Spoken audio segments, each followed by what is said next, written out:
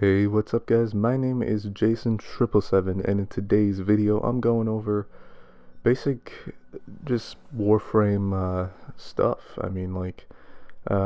This game's kind of hard to get into and this is more pointed towards you, Justin. You wanted me to do this, so I'm going to go over the ship real quick. So this is the little news thing. They don't really use this very much on PS4. On PC it's more relevant. Navigation's right here where you select your missions and all that. There's a crap ton of missions. If you click on one of these planets, you can see all of these. Let me find a planet where I have a mission locked.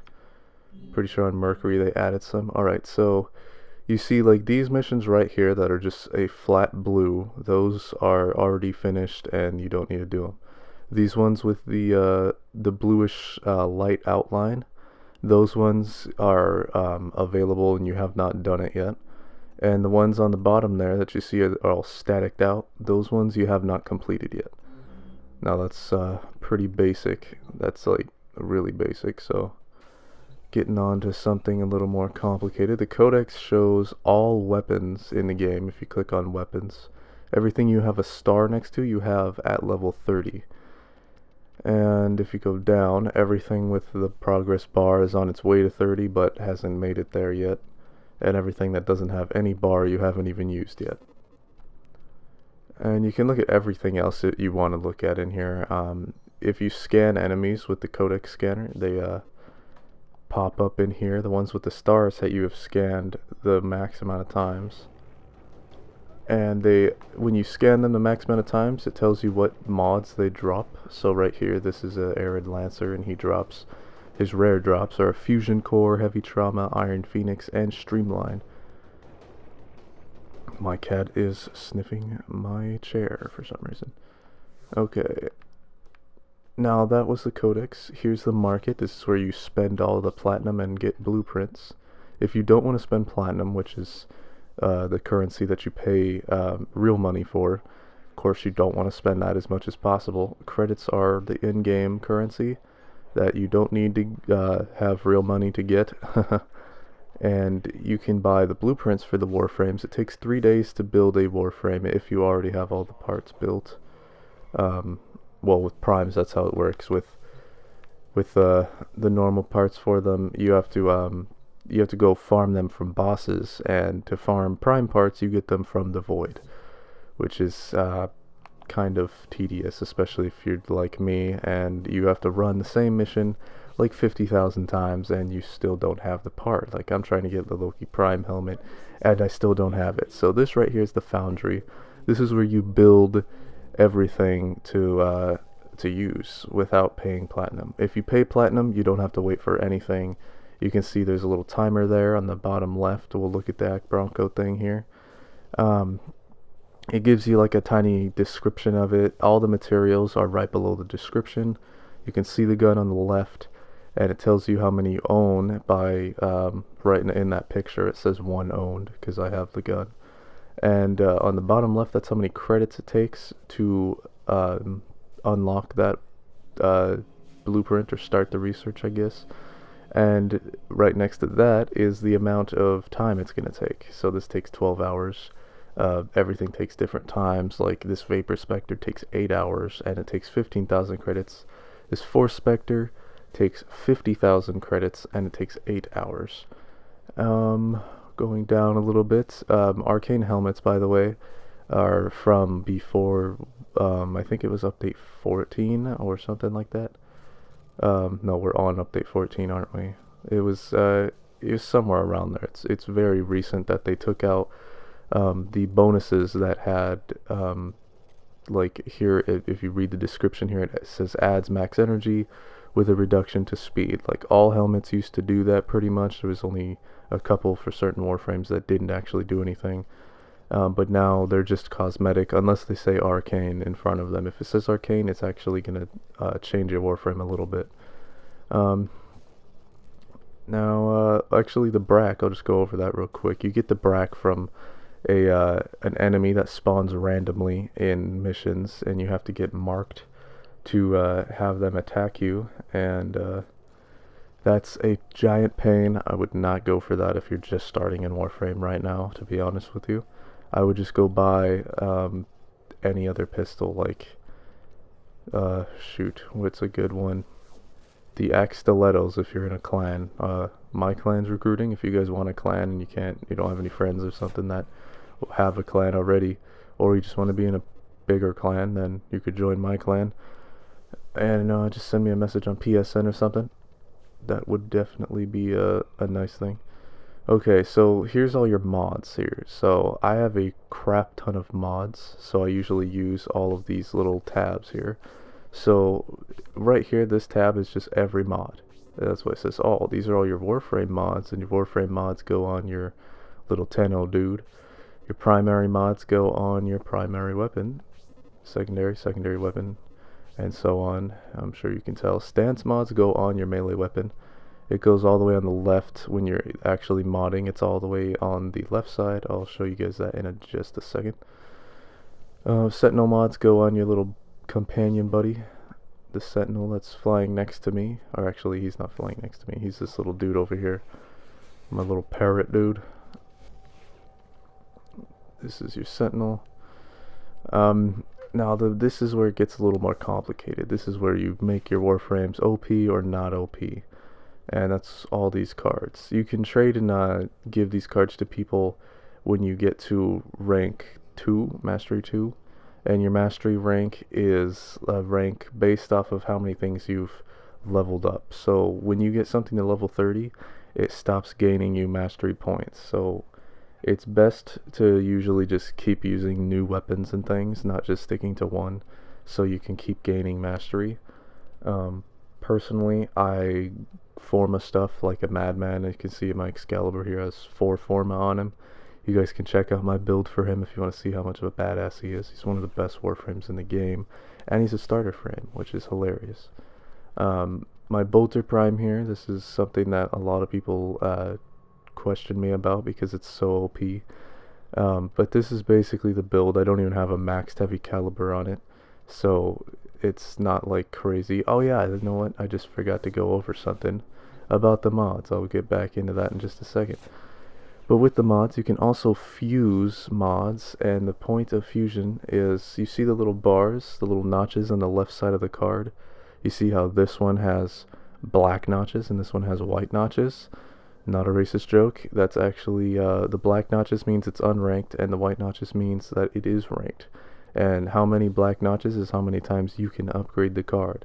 And it obviously gets relatively harder to upgrade it. That's why when you see cards that have like 7 notches that are white, the last 3 take like a million credits to get, so it takes a little bit of time. And you need a lot of fusion cores, and fusion cores are the main way of fusing cards. I haven't used mine in a while, so I have quite a few of them. But fusion cores are the main way to fuse them into mods. And the way fusion works is, let's see, something I can upgrade.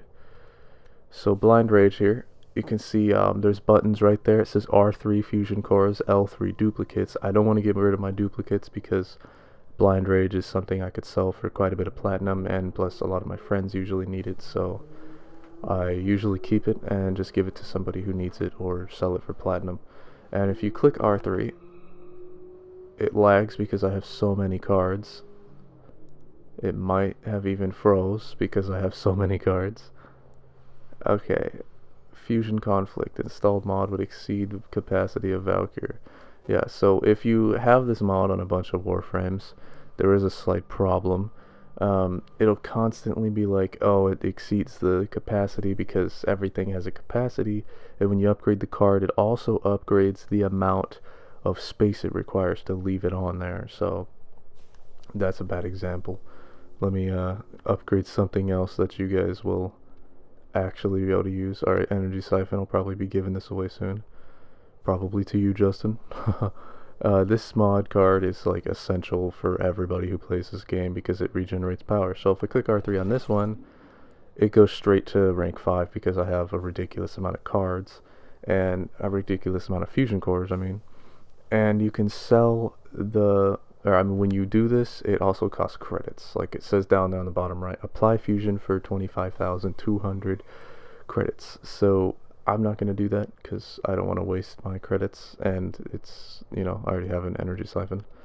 Not really a point to upgrading that, but that's how you do it. And you can fuse individual cards just by clicking on it and clicking on other cards. If you have multiple, this will pop up and you click R1 and L1 to lower it.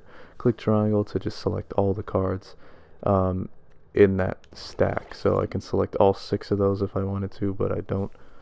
And rare cards give you more, and uncommon and common give you less. So I would just stick with using fusion cores, and I would just keep most of your mods because it's so much nicer to just have as many mod cards as you can. I mean, if you have duplicates, it's not a big deal, but don't sell the original. Always keep at least 1. I usually keep 2 just to be on the safe side. Obviously, I have way too many ammo drums. I have 91 of them, so that's not really something I need. Anyway, let me save this video clip and I'll pick it up in a second. Alright, back on. So here is Kubros. My Kubro is hatching right now, so I don't actually have him. It's kind of a pain to get Kubros. You have to first kill the boss on Venus. I'll show you where that is right now. It's on Fossa, and we'll get there. Alright, where's Fossa? Alright, so Fossa's right here. Right now it's attacked by infested, so it's forward, but you're supposed to be fighting the jackal here. As soon as this infestation thing clears up, you'll be able to fight the other dude again, and you want to kill him, and then it'll give you the mission to get your Kubro. I forgot the name of the mission, but that's not that important because you'll figure it out. It's Hall of the Kubro, there it is. And you click on that and it'll begin the mission. It says here that I can begin it again. I don't want to, so I'm not doing that. Okay, I think that's just about everything in here. Sentinels, you can get the blueprints for credits in the store like you would usually do. Alright, so actually I'm going to go over a little more detailed things in the modding area here. So all of these mod cards serve kind of an essential purpose, and that's why I have so many configurations only changing one mod. So in configuration A here, I'm making radiation damage, which is good against the Grineer type of enemy, and there's 3 types of enemies pretty much, if you want to sum it up. So radiation is best against Grineer. Those are the turtle looking dudes with the big armor. Right here I have corrosive damage and radiation damage. This one's not really as important. I mostly do that for the status and just general extra damage. And you see here, corrosive damage is good against, it's not the best against infested, but it'll definitely get the job done really very well, and when you're doing 1,000 damage, it'll take out pretty much anything that gives a problem, so and radiation will just back it up, and toxin on top of that. So you got all that extra damage ready to whoop some ass. And I would also bring corrosive into the void. That's really what it's for, is going into the void, and I'll get into how you go to the void in just a second. And configuration C, I have magnetic damage, and it takes these 2 mods. Every one of these specific mods will do this. I could just use Malignant Force because it's a different mod, but that's a little more complicated and you just need to know the base mods. So Stormbringer's electricity, Infected Clip is poison, so them combined makes corrosive. So you want to combine these based off of a left to right scale. Like it goes from left and then it starts down here and then goes from left to right again. So if you put a Stormbringer here and then you put Infected Clip right here, Stormbringer would be combining with Malignant Force instead of Infected Clip. So if I put Wildfire right here instead of Infected Clip, I'd get radiation damage because I have fire damage right next to it instead of poison, so it wouldn't be making the right element. So make sure you always do your elements from left to right. So if you want corrosive, make sure you put electricity right next to poison. Don't do it up and down, do it left to right. That's the only way you can do it and have it actually work properly. And magnetic damage is best against the Corpus guys. They're the guys with the buckets on their head, wearing jumpsuits, looking like Isaac Clarke. Those are the dudes you want to kill with magnetic damage. They also have a lot of the robots running around. Those are also very weak to magnetic damage. And I have a little bit of gas damage here as well, which is nice. That makes it really good for getting through their shields. And melees, they have the stance mods here. I have Gleaming Talon on the my Glaive Prime here. This build's actually fantastic. If you want to go into specific builds, guys, I do have some specific builds, actually one for the Glaive on my channel. So everything you see here I have a build for except the Axani. I'm actually still building that right now. I only have one form on it, so not ready yet, but it's basically going to be the same build I put on all my pistols. I'll show you that right here with the Brak. You can check out the Brak video if you want a detailed explanation of it and see how badass it is, but this is basically the setup of mods that I put on every one of them. These three definitely on all of them. Seeker usually I put on all of them, and then I just throw on 4 elements. That's the basic setup of every single build I do. And a lot of YouTubers don't use punch through, but I find it to be essential, and I've put like, let's see how many hours I have into this game. So let's see, I have 671 hours in this game. So I mean, you can't really say that I don't know what I'm talking about. I'm mastery like 13 or something, so I definitely have plenty of hours to know what I'm talking about. And that wraps up pretty much everything in mods. I might as well go over revives. So every day you get 4 revives. It refreshes around 3 o'clock Western, and then I think around 6 o'clock Eastern, sometime around there. That's probably not the exact times, but it's kind of around there.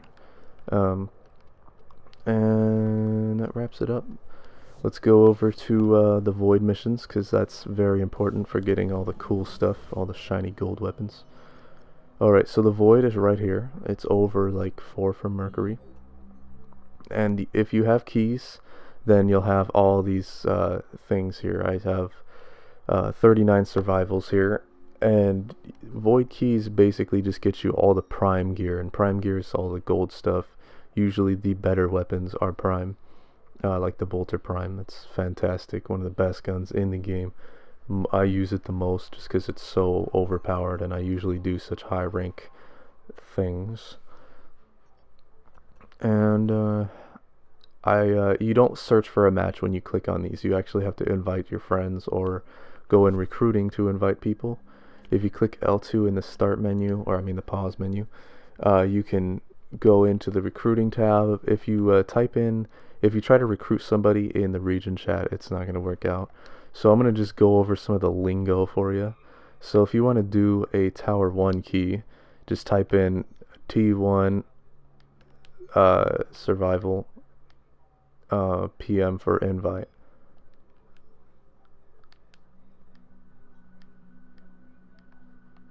And then people are probably going to PM me. I probably shouldn't have sent that. But then people will pop up in like little tabs on the right, and I'll show you how to invite them if somebody PMs me. But that's the basic lingo. T1, T2, T3, T4. Make sure you know what you're going for. I would recommend checking out the wiki, by the way, just downloading the wiki app or going on the internet and looking at the Warframe wiki, because there's like, it's really hard to remember where everything drops. Alright, so somebody PM'd me. So if I wanted to invite him, I just click X on his name, go down and click invite. And I'm actually going to go ahead and run into a survival real quick. So I'll invite them.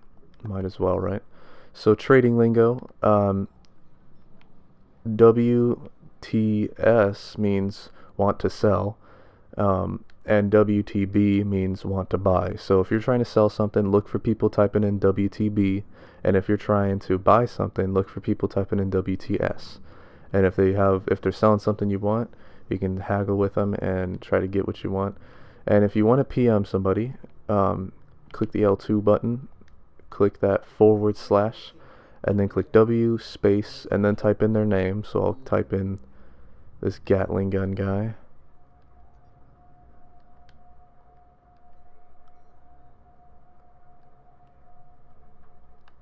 Oh, it's running from me. Oh, oops. It's just guy. Alright, I don't know if he had numbers, but then you type a space, and make sure you type in something. Like, just type in anything. I don't really care if that guy gets mad at me for typing in IG, but that's what it'll do. It'll open up a tab and show what you typed. Looks like one of these guys didn't join. Let me spam some invites to him. Maybe he'll join now. Alright, and I'm not actually going to buy from that guy. I don't know what he was even selling. I didn't even look. So that's how you PM people. Another way to PM them, if they have like an A or an X or Z or something in their name, I would just scroll down to find their name and then click invite. But if they have like a G or something, you're going to be scrolling for days. I'll just give you an example. If you hold down on the left D-pad and your analog stick, you go down faster, but it just takes forever. You might as well just type it. So it kind of depends though on your preference. Okay, that guy's confused now, so okay, I'm gonna go ahead and start this. So you click on it, you click start timer if you want to be a dick and not wait for your teammates, and I am, so that's what I'm gonna do. I'm actually gonna run back. So since we're going in the void, you want to have corrosive. I'm pretty sure I have corrosive, but I just want to make sure. No, I have magnetic. So I'm gonna switch over to corrosive and then just exit out, and that's it. Alright, in these cutscenes right here, you can just click circle and then X to skip. Somebody beat me to it the first time. And then to hack these, you click X to turn it to the left, or I mean to the right, or clockwise, and then square to turn it counterclockwise. I have ciphers on the bottom you see there, so I can just click triangle, and bam, it's done. You buy ciphers in the market, and then you have to build them, by the way.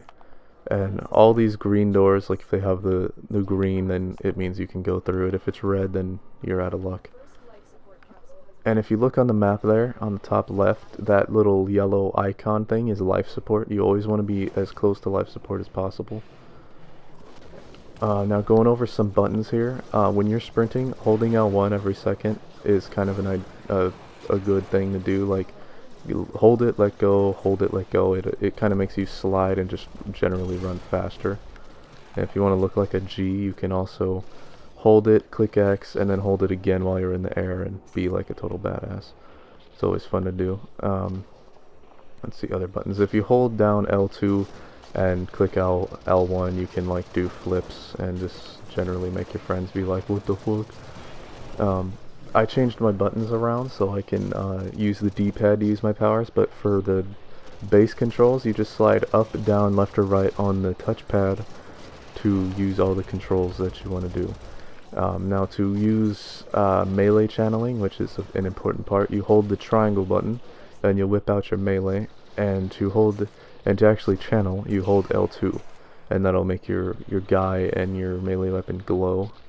Now with the glaive prime, you have a bunch of different melee combos. If you have a stance, you'll have melee combos, and you have to find stance just like any other thing, just like any other mod. It drops off enemies. So right here, to throw my glaive, I can just hold R1, and the glaive explodes in the air, so I can throw it and make it blow up in the air. You can see there, I just killed that giant group with that explosion, so it's always fun to do. Channeling is cool because it makes you do a lot more damage usually, and for my mods, it actually refills my health too. You can see the badass combos going on. Alright, switching over to the Axani. That was pretty straightforward. I'm sure you guys know how to shoot guns in games. It's the same as any other game. Hold L2, hold R2. Bam, they're dead. Okay, let's see. Is there any other... Okay, so actually one more thing. A lot of times there's lasers in doorways in on Corpus missions. And if you want to avoid getting knocked down, just roll through it.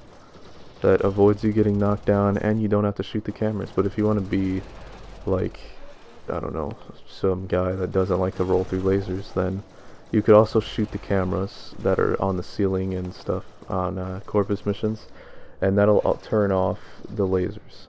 And the cameras that are causing the lasers are the ones that are red. They're usually looking at you. And if you shoot them, then they aren't gonna turn on the lasers anymore, so that solves your problem. No more having to roll through it, but usually you're just gonna want to roll through it because you're usually in a rush. I doubt you're ever gonna want to take your time to shoot every camera in every room. Alright guys, well that just about sums up the tutorial on how to play this game. If you have any more questions, ask me in the comments, or Justin, you can probably just ask me on PSN. But hopefully you don't have any more questions, because I don't really think there's anything else that I'm missing here. I probably am missing something, like some key part of the game that I just totally forgot about. But I hope you guys did enjoy this video. If you did, leave a like, comment, and subscribe for more.